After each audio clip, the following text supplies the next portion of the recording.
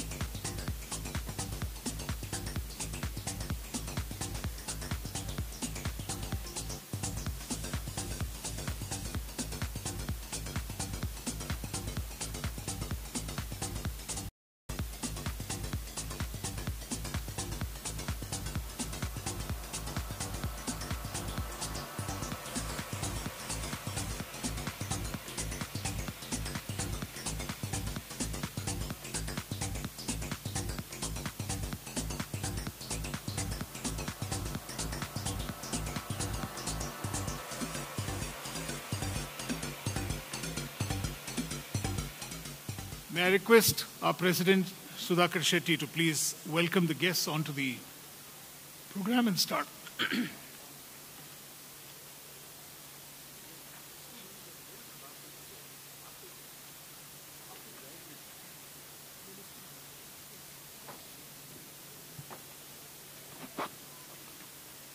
Good morning, dear friends. There is no good morning. Good morning, my dear friends. Now it's correct. This is the most important session. As per our Prime Minister, this is a look-east policy. Today we are with us, entire Eastern country and South Africa, and African countries also here. As we begin the promising the engaging the meet as the aims of the create the opportunity. There's a trade, commerce, investment across the globe. That's why we used to call it's a global investors meet equivalent that. Today, number of ambassadors and high commissioners are with us. We have a program at Mysore, at Palace, at 5 o'clock. And now we are with us His Excellency, Honorable Deputy Minister of Primary Industries, Malaysia, Shamsul Iskandar Yusri bin Muhammad Akin. I am welcoming to the dais and welcoming to the audience.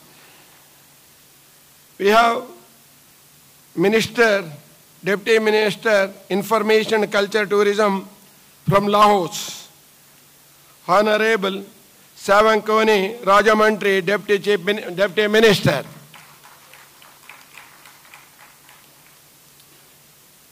We have with us His Excellency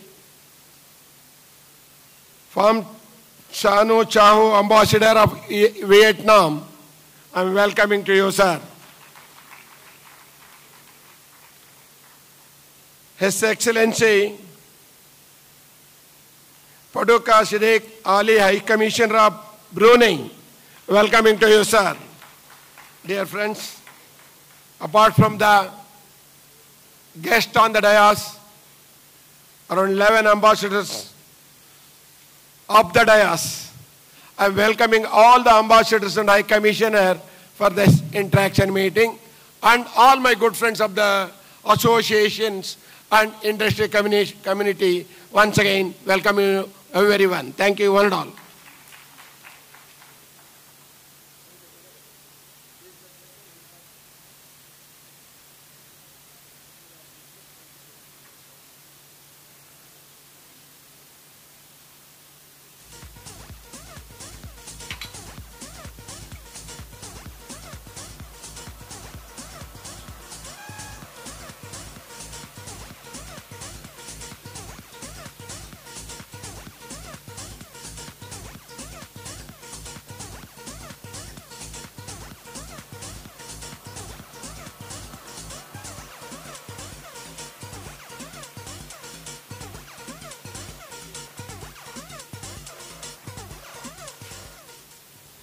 Mr. Ram Sheshu, I request you to kindly come onto the dais.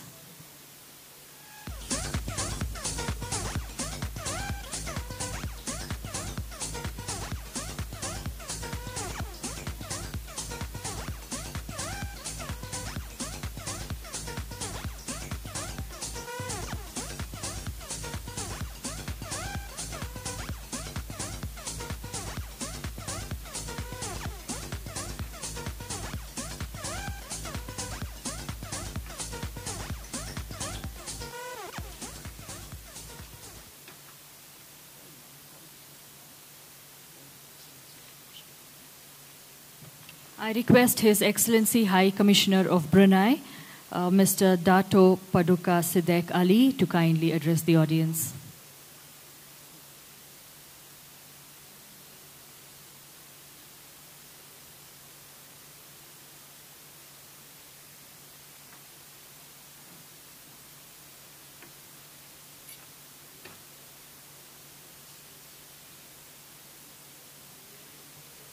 Namaste or Namaskara.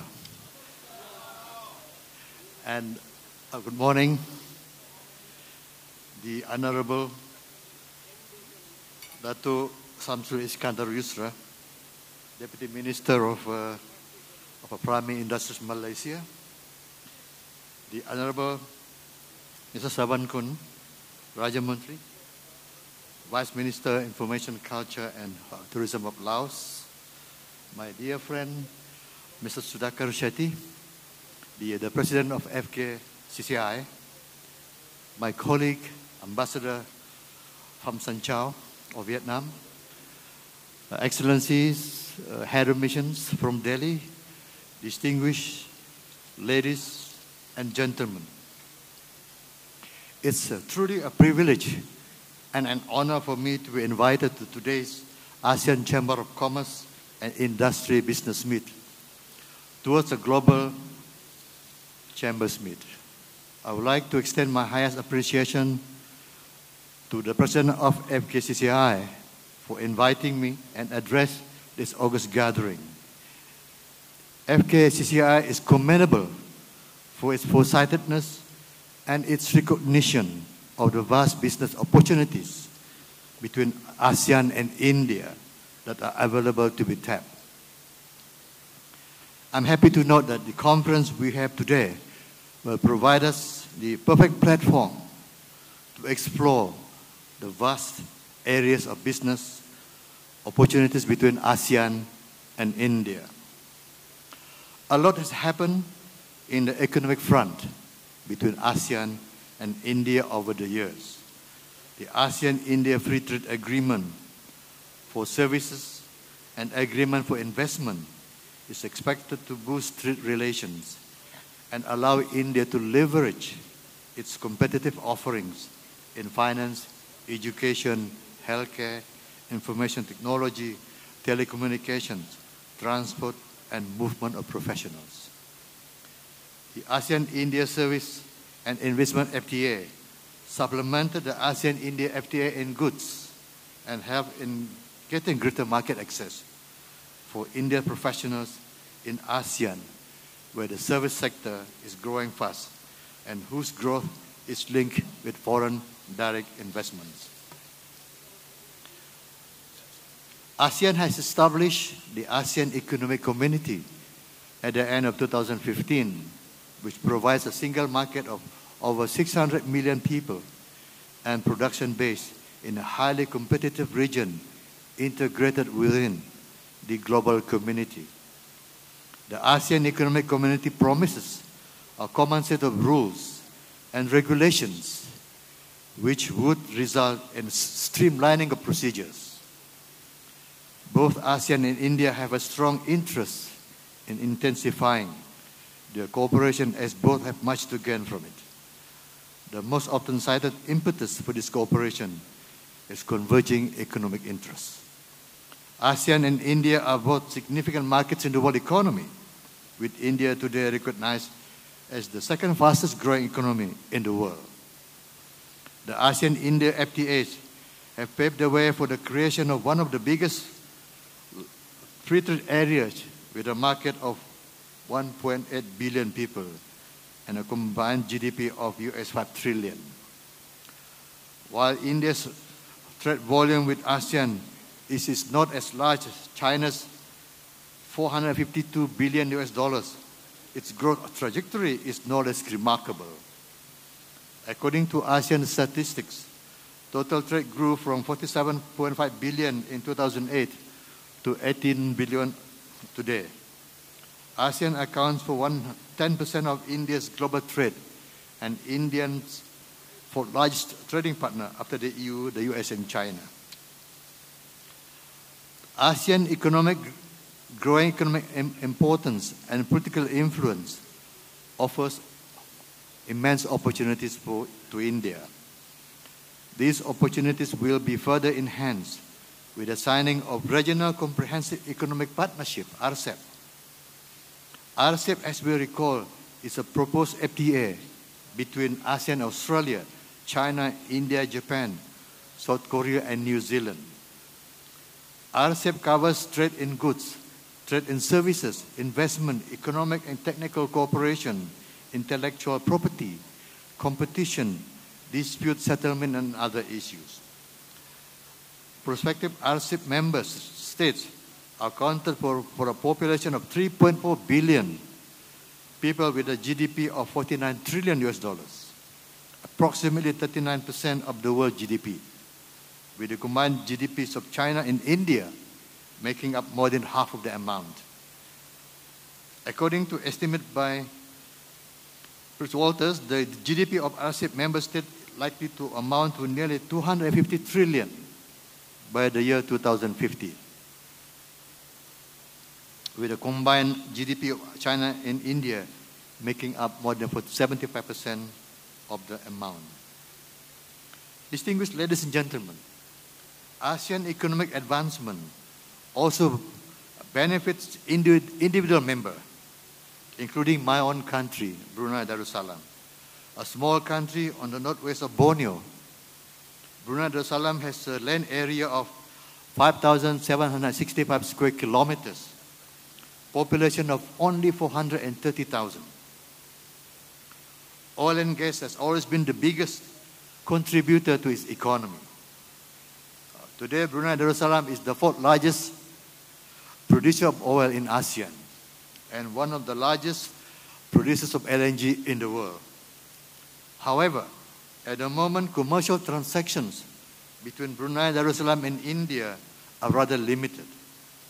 They are mainly confined to export of crude and oil and LNG and import of food, machinery and transport equipment and gems and jewelries from India.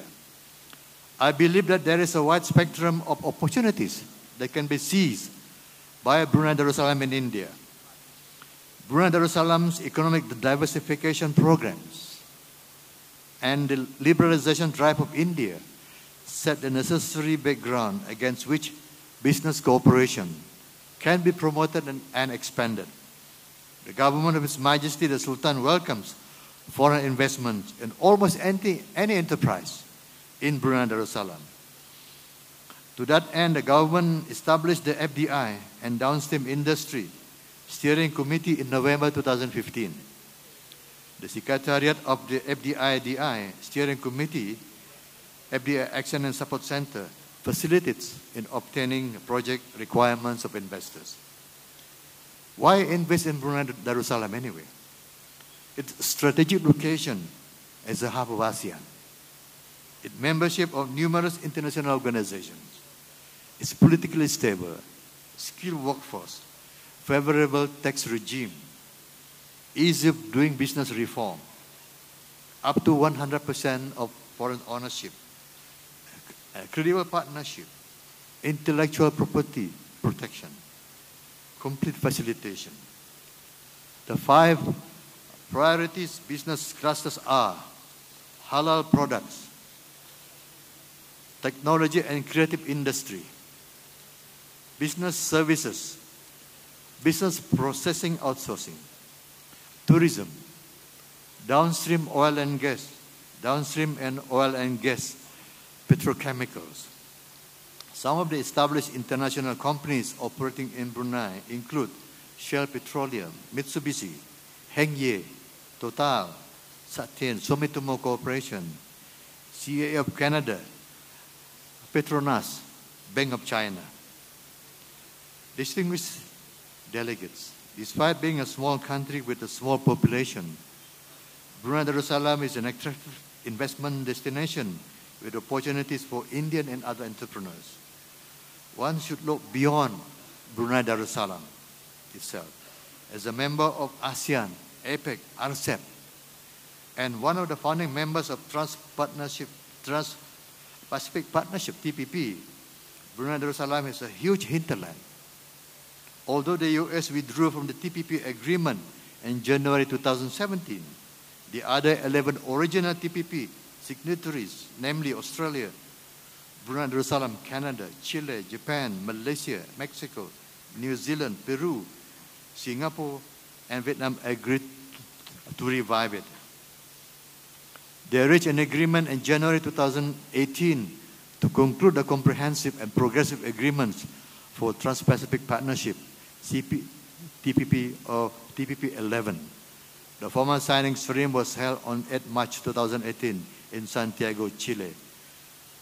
It must be noted that RCEP and CPTPP are potentially mutually reinforcing the parallel tracks for regional integration, which could ultimately lead to a free trade area of the Asia-Pacific. That having said, I urge the business representatives here to take advantage of the opportunities available in Brunei Darussalam and expand your activities there and beyond. Thank you for your kind attention.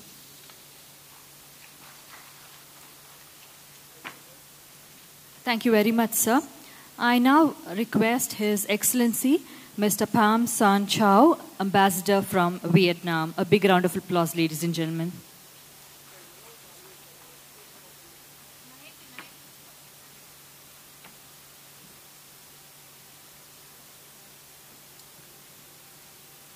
Excellencies, Member of Dais, ladies and gentlemen, let me first thank the government of the state, Karnataka, and FKCCI for hosting this very important event.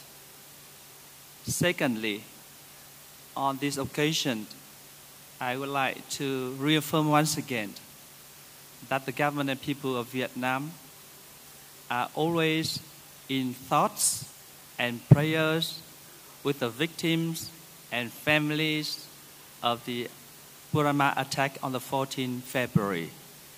Once again, we strongly condemned terror attack in all its form and manifestation. I also would like to share with you one very good news this morning, that Chairman Kim from the DPR just arrived in Hanoi by his Amour train for the first ever official visit to Vietnam and for the second historic summit Trump-Kim in Hanoi. And tonight, we are going to welcome President Trump to Hanoi. And Hanoi at the moment receiving world attention for this historic summit because Vietnam have struggled not only for its own national independence and sovereignty and its own peace, but Vietnam in general and Hanoi have made huge contribution to make peace in the Consular Peninsula and in the world across. Now, with regard to the topic today, I would like to share with you three things.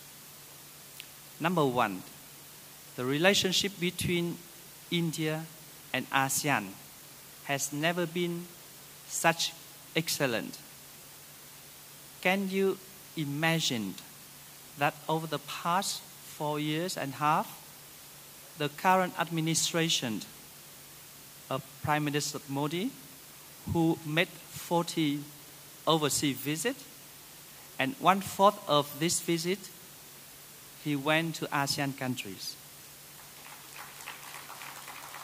There are countries like Singapore, he visited 4 times. There are countries like Malaysia he has visited 2 times. So he covered most of ASEAN countries. And during his administration, the relationship between Vietnam and India have been uplifted to the comprehensive strategic partnership. That's number 1. Number 2, don't you know that historically, in terms of civilization link, 9 out of 10 ASEAN countries that bear all Indian influences. You can see in the temple, you can see in intangible heritage, you can see in architecture, you can see in the way the people are dressed across Southeast Asia. So historically, culturally linked, we are linked. We have been very close together. In addition to one fact that 2,500 years ago, Buddhism, which was born in India, has spread eastward, reaching Myanmar, Thailand, Laos, Cambodia, and Vietnam. And those countries are predominantly Buddhist countries. The third point of the strong relationship between ASEAN and India is that, don't you know that the two-way trade increase by the two sides has been 10% over the last many years. For Vietnam, the trade with India increased by 40% over the last years, 2018. Which means that the relationship between India and ASEAN has been very strong and give huge opportunities for grower relationship in the future. Now, my second point about relationship between Vietnam and India. In the record of the bilateral relations between India and Vietnam over the past 10 years, almost all the state visit, official visit by the President of Vietnam or the Deputy Prime Minister of Vietnam or any Minister of Science and Technology of Vietnam, Bangalore is a must-visit city in their travel. It means that wherever they go to India, definitely they will meet all the leaders of India in New Delhi, but most of them stop by in Bangalore and explore the opportunities to make the relationship between these states and Vietnam stronger. And also, on the bilateral relationship, we have come from strength to strength. We decided to have a higher increase of exchange of visit. Last year, 2018, for the first time when Vietnam was the coordinator between India and Vietnam, our Prime Minister have been able to invite the other 9 heads of state and government of ASEAN to attend the Republic Day in New Delhi on the 25th January 2018. This is the first time India have 10 head of states as chief guests for its parade day or the Republic Day. So the relations between Vietnam and India has been strong not only bilaterally, but also through multilateral mechanism.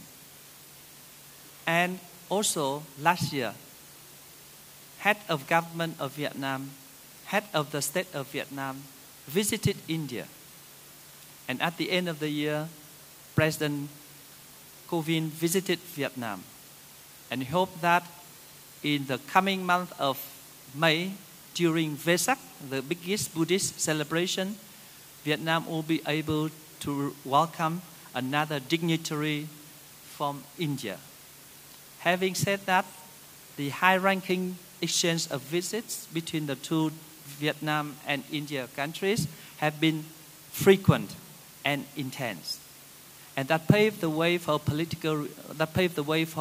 a very conducive atmosphere for better relationship between the two business communities. So, in terms of relationship between Vietnam and India, I would like to stress that it has been very strong and continue to be very strong in the years to come. Now, my third point and also my last point.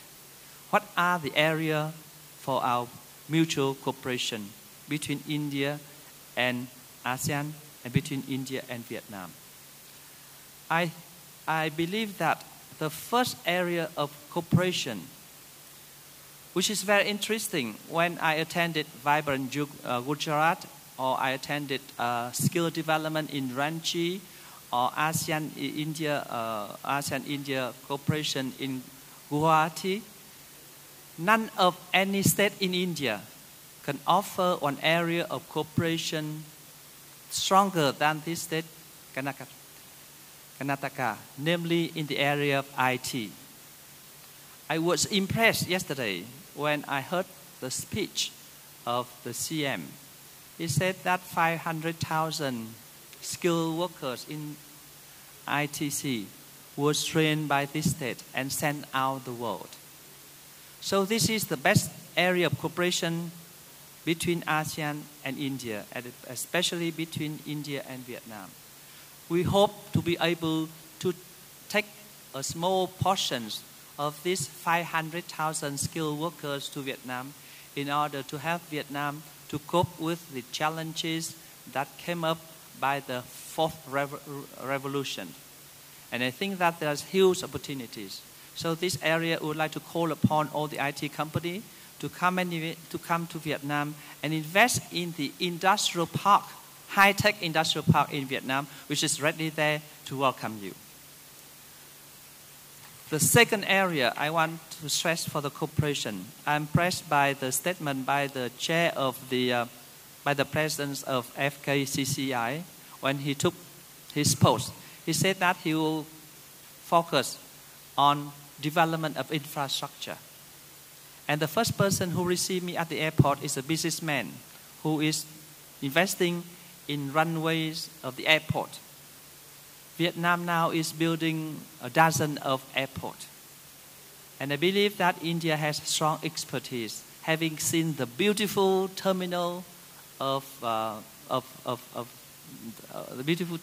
this state when I just landed. I'm sure that infrastructure development is also another area for further cooperation between our two countries and our two sides. So this is the area we need to discuss further in order to identify actual opportunities for further cooperation between the two countries. And the third area, which is the last, which I believe is few people mentioned, but I saw the Minister of Tourism present here, and I saw also the representative of the palace.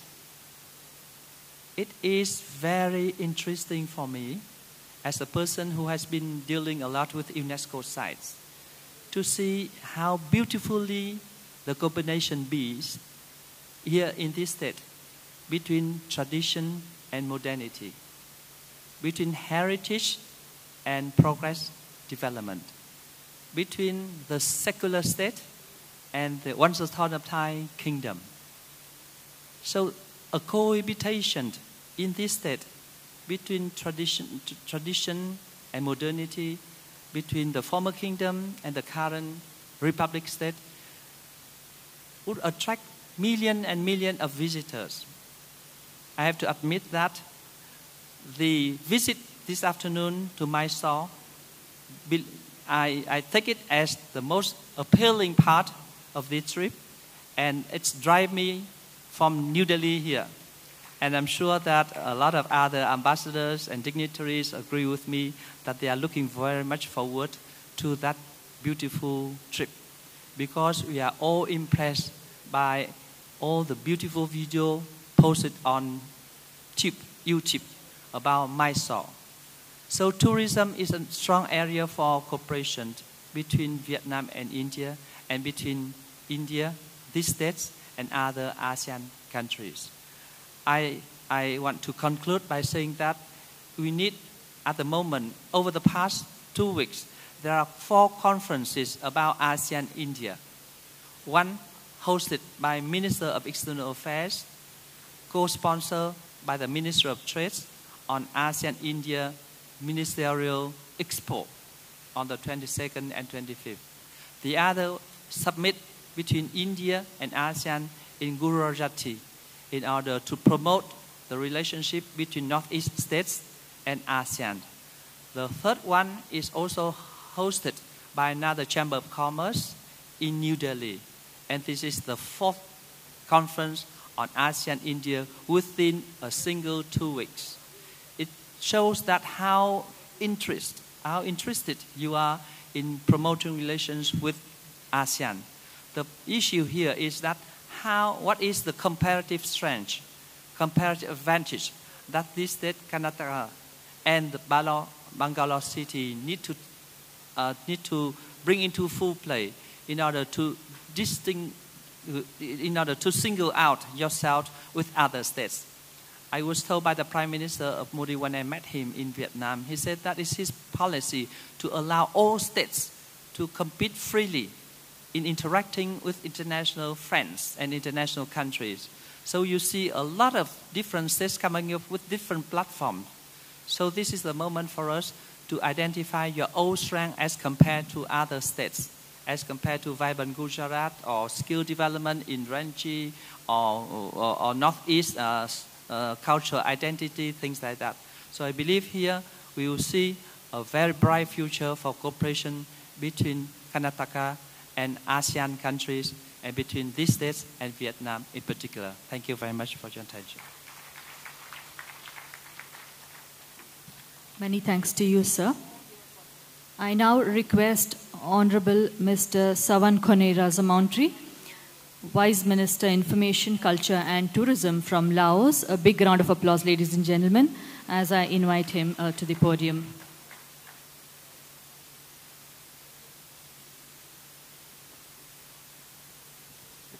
Good morning, Excellencies, the President of the Chambers of Commerce and Industry of Karnataka, Excellencies, Honorable Ministers, Ambassadors, distinguished guests, ladies and gentlemen.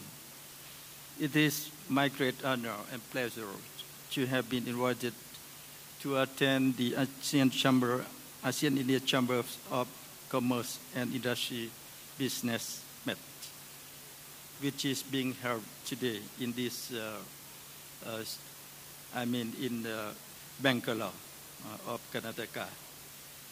So, on behalf of the Ministry of Information, Culture and Tourism of the Lao PDR, I would like to express thanks to the host, the governments of India as well as the state governments of Karnataka for giving us the opportunity to visit India, this part of India. I also would like to express sincere thanks or congratulations to the Federations of Karnataka Chambers of Commerce and Industry for hosting this important event today. It is a great opportunity for me to be here to share experience, views, and lessons learned on global opportunities and challenges on tourism industry business. Our governments, the Lao governments, have strongly supported India initiative, namely the Act East policy, and make India to complement ASEAN community building efforts and further enhance tourism cooperation between ASEAN and India through concrete activities, including participatory tourism stakeholders, by travel marts, tourism exhibitions, and festivals in ASEAN and India. Laos PDR is happy to welcome investments from India, actually from Karnataka, to invest in Laos in many sectors, namely agriculture, hydropower development, and tourism. As we all know, tourism has experienced continual growth and diversification to become one of the fastest growing sectors in the world. ASEAN, as we have learned, try to make it a single destination. That's why ASEAN join hands in promoting ASEAN tourism among the member states and with other countries throughout the world. As we all know, tourism plays a significant role in the process of national economic development.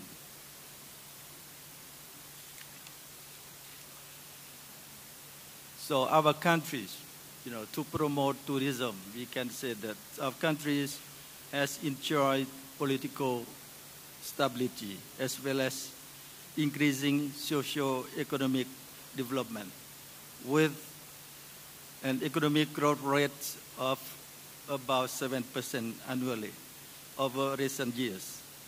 Tourism has contributed significantly to economic growth and to poverty reduction among the people of all ethnic groups of the countries. Last year, we opened visit lounges. So with over 4 million tourists visiting our countries last year, is a great achievement to our countries. So we see the tourism development as a priority to ensure our economies grows stronger in the year to come. Our countries possesses a wealth of natural, cultural, and historical attractions.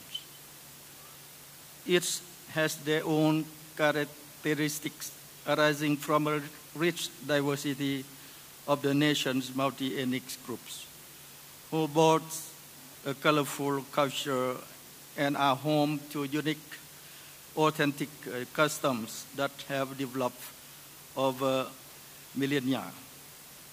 Over the past few years, Laos has seen impressive tourism development. We have organized various activities for our countries, as I have mentioned earlier, for visits lounges. Ladies and gentlemen, when talking about ASEAN-India cooperation, India is an active dialogue partner of ASEAN. ASEAN-India dialogue relations have grown rapidly from a sectoral dialogue partnership in the year 1992 to a full dialogue partnership in December 1995. This partnership involves not just physical infrastructural connection, but also information and communication technology, as well as trade, commerce, and tourism linkages. In light of the above, I strongly believe that today ASEAN Chambers of Commerce and Industry business meeting can serve as a platform for us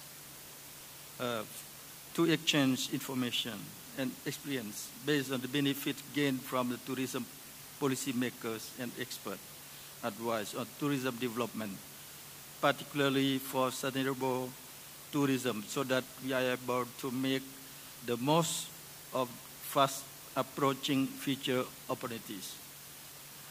The Lapidaire is willing to share its experience with the participants on how tourism development can be a vehicle for linking and promoting tourism products to attract more international tourists and generate more economic value.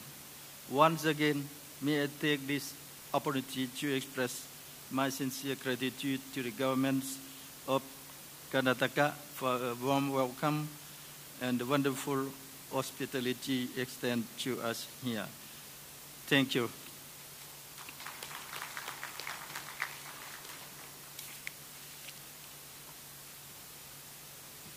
Thank you very much, sir.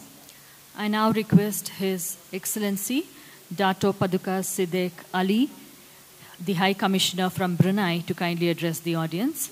Let's welcome him with a big round of applause, please.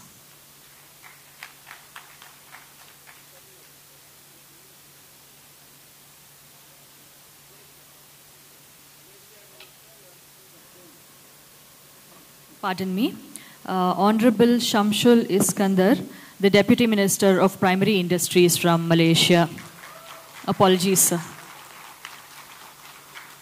Okay.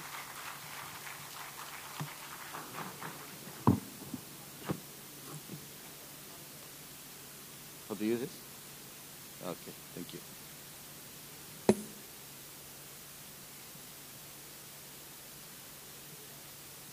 Thank you, Madam Chair, the President of FKCCI, and the committee members, distinguished members of the panel of the forum,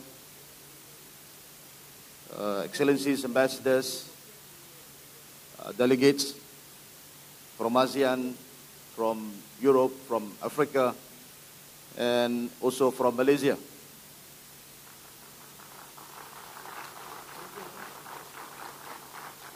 Assalamualaikum warahmatullahi wabarakatuh, and a very good afternoon. I would like to begin by congratulating the organizers of ASEAN Chamber of Commerce and Industry Business Meet for hosting a successful conference in this vibrant city of Bangalore. I would like to record my appreciation to the organizers for this invitation to be with all of you and for the opportunity to visit India, my first since assuming the role as the Deputy Minister of Primary Industries, Government of Malaysia. Ladies and gentlemen, on February 14, a suicide bomber in Kashmir drove his explosives-filled vehicle into a bus carrying members of India's paramilitaries, killing over 40 and injuring dozens more. Coming from Malaysia, where Islam is the official religion in our constitution, we certainly denounce terrorism in all its forms and manifestations.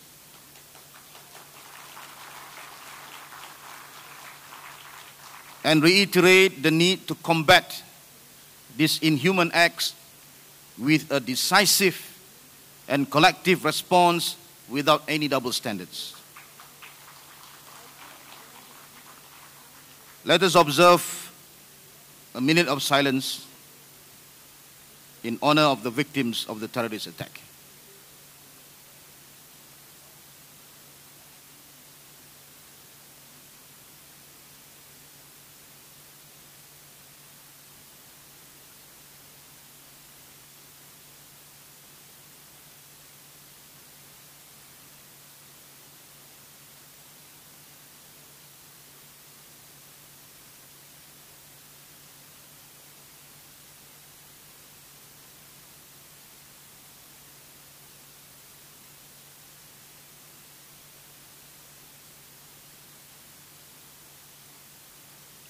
Thank you.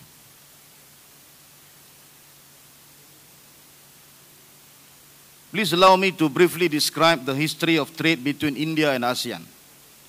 In 2009, India signed a free trade agreement in goods with the Association of Southeast Asian Nations, ASEAN. ASEAN, founded on 8th of August 1967, is the political, economic, and cultural organization of Southeast Asian countries, aiming to facilitate trade and investment and to foster cooperation and mutual assistance among members. India and ASEAN share a very long-rooted historical and cultural commonality, which has over time developed and helped craft the landscape for economic and commercial relations between our entities. This strengthening of relations was further enhanced in the adoption of economic practices and trade, cultural and social fundamentals that serve the interests of the people, and of the Asia-Pacific region, thereby facilitating peace, stability, and prosperity. This relationship or partnership has stemmed from India's Look East policy that was launched in the early 1990s and later redefined as the Act East in 2015, which complements ASEAN community building efforts. In that regard, ASEAN leaders also have encouraged India to work with ASEAN to realize the vision and goals outlined in the ASEAN 2025 that is forging ahead together. The ASEAN-India dialogue relations have grown rapidly from a sectoral dialogue partnership in 1992 to a full dialogue partnership by December 1995. Today, ASEAN and India celebrate 27 years of dialogue, 17 years of summit, and 5 years of strategic partnership. India's relationship with ASEAN has improved to the extent that the regional grouping is now the anchor for India's Act East policy. Propagating and promoting closer economic cooperation and progress and to work towards India after linkages will provide and enhance regional peace, security, stability, and prosperity by improving the social economic well-being of the people. The ASEAN-India Free Trade Agreement in goods, which came into force in 2010, has marked an important milestone in India's economic relationship with ASEAN. Since the signing of the ASEAN-India Trade in Goods Agreement on 13th of August 2009 in Bangkok, it has paved the way for the creation of one of the world's largest free trade areas with almost 1.8 billion people and a combined gross domestic product of 4.5 trillion US dollar. This infographic basically explains the ASEAN market compared to China, India, EU, US, and Japan.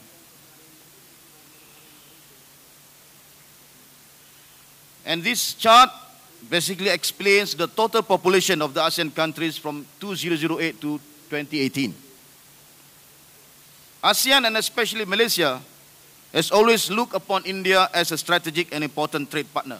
And we have a rich history in so far as trade and cultural relationships, which probably goes back to the time of the Malacca Sultanate in the 15th century. Trade has evolved from items such as spices, clothing, and food to current items such as commodities, particularly palm oil and gas, automobiles, chemicals, and finished goods. Trade between India and ASEAN grew at compound annual growth rate of 11.9% between 1995 and 2016. In 2016 itself, out of a total trade of approximately 64.3 billion US dollar, 59% was reflected in imports to India from ASEAN, with exports to ASEAN economies accounting for the remaining share.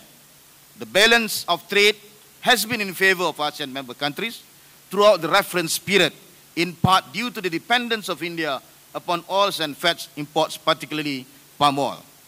In 2017, the total two-way trade was recorded at 76.63 billion US dollar, an increase of 25.65% from that of the previous year of 58.60 billion US dollar. This figure shows the trends in Indian exports to and imports from ASEAN member countries over the period 1995 to 2016.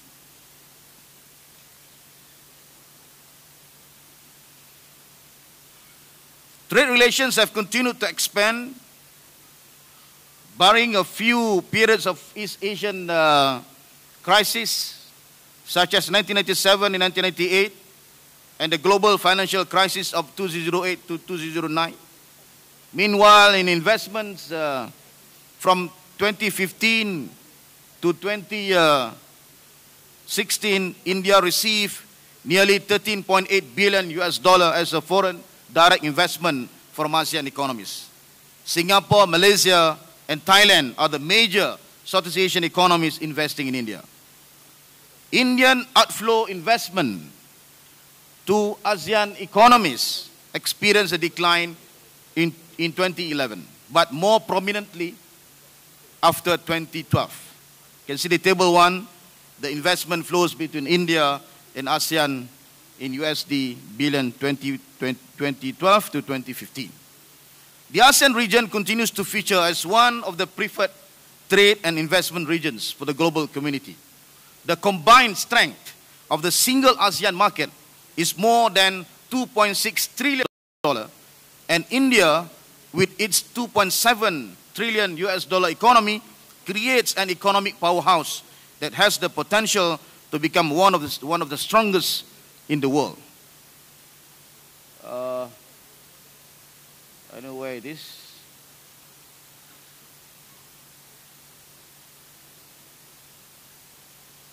Yeah, this is the infographic I prepared, where you can see ASEAN economy compared to the US, EU, China, Japan, and India.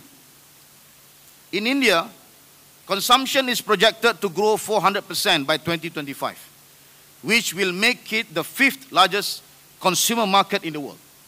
In Southeast Asia, the number of middle-class consumers is expected to double by 2020 to 400 million. Today's driver for a more productive ASEAN and Indian business expansion, development, and growth lies in the adoption of social and economic partnerships through innovation, localization, and talent cultivation that can channel for growth through joint ventures in the various opportune sectors. For example, in medical services in particular, where India has successfully reversed talent drain, establishing medical institutes in subspecialties equivalent to that of the West, and of course assistance in conservation efforts of archaeological sites, such as the current restoration program in Mai San, Vietnam. Ladies and gentlemen, one of the largest commodities traded is palm oil, and especially for Malaysia, we regard India as one of our most important export destinations. As the Deputy Minister of the Ministry of Primary Industries of Malaysia, which oversees all things of palm oil, I am personally involved and drenched in these activities. India's oils and fats market is a very dynamic one, which is constantly growing due to population growth and increased affluence. India is a country which needs to import oils and fats to satisfy its domestic demand. And due to the inability of local production to meet demand, India imports about 60% of its total consumption, and this is an area where ASEAN plays an important role. Yeah, this is the infographic of oil and fats production against consumption. You can see the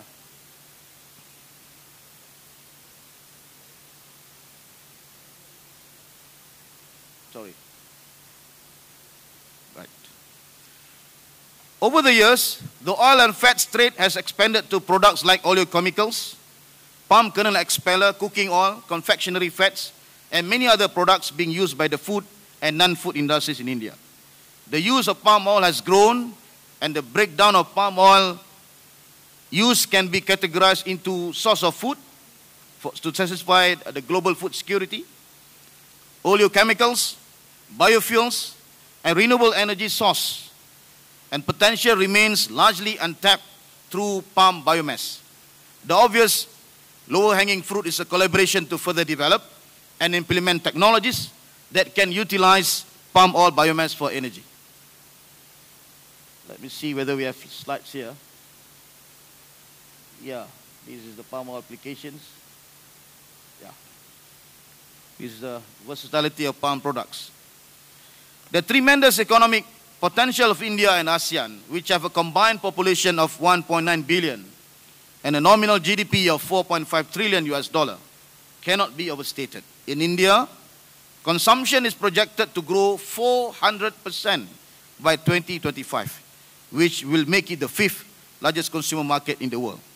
While we are grateful for the support from India for the ASEAN commodity sector, more can be achieved.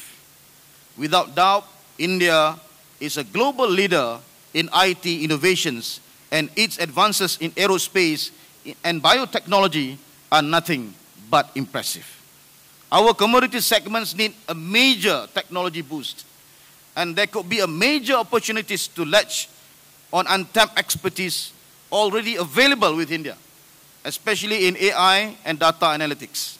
I would like to invite you and also, of course, the rest of the business communities here and fraternities to explore such opportunities for the mutual benefit of all concerned.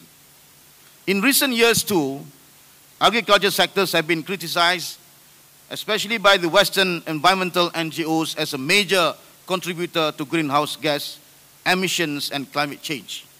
The West often overlooks the ongoing struggle we face in trying to assure every household has food on the table. It must be said that oil palm is a productive crop with a long lifespan, 1 hectare of which is equivalent to 5 to 10 hectares for other oils, such as soybean, rapeseed, and sunflower. Oil palm plantations has a net carbon sink status with an average of net carbon dioxide assimilation of oil palm at 48.8 ton CO2 per hectare per year, higher than that for a Malaysian forest at 42.4 ton CO2 per hectare per year. Since the 1992 Earth Summit in Rio, Malaysia has committed to maintain a forest coverage of 50%, well above the world average of 30%.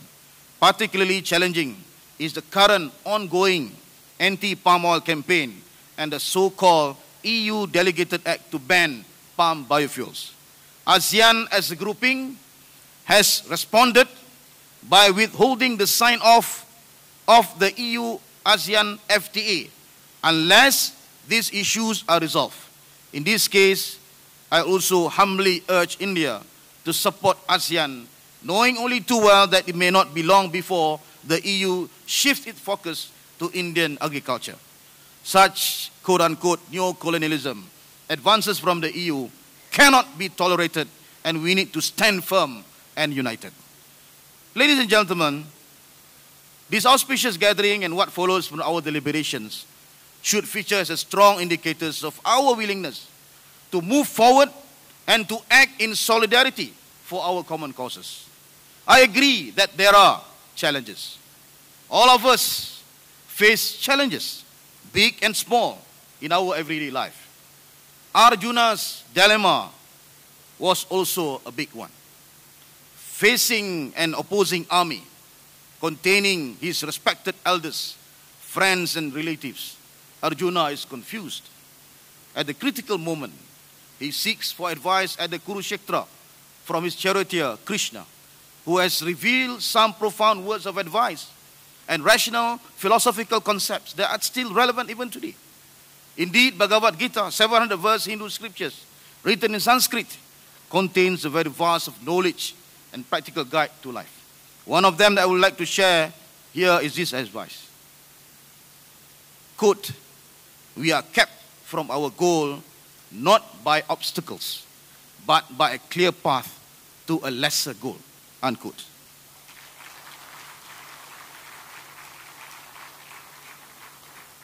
Dream big is the message here. If you are dreaming about buying a house, you can't keep it on hold by dreaming about a motorcycle. Although some goals are important, small goals are important, but forgetting your ultimate goal will only stunt your growth. Don't settle for less. Let us strive hard to achieve the bigger goals. Let us dream and think big. On the final note, I'm personally thrilled to be part of this summit, and on behalf of the Malaysian government, we stand committed to address various opportunities and challenges in a collaborative and consultative manner between ASEAN and India. Namaste. Thank you. Thank you very much, sir. I now request Mr. Sudhakar Shetty, President FKCCI, to kindly do the closing remarks.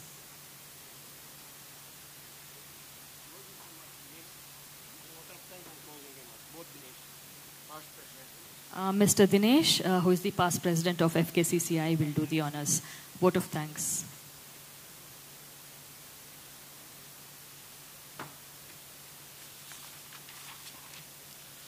Good morning, ladies and gentlemen. I've had the privilege of giving away the vote of thanks for the first session of this morning. On behalf of the FKCCI, on my President's behalf, I would like to thank Honorable Shamsul Sikandar Yorub bin Mohammed Akin, the Deputy Minister of Primary Industries from Malaysia. Thank you very much, sir, for being here. And it was a pleasure, and the way you expressed the Indian scripture, we were really very, very happy. Thank you so much for being with us. And please take greetings. Please take greetings from FKCCI and the people of this country. Thank you very much for being with us.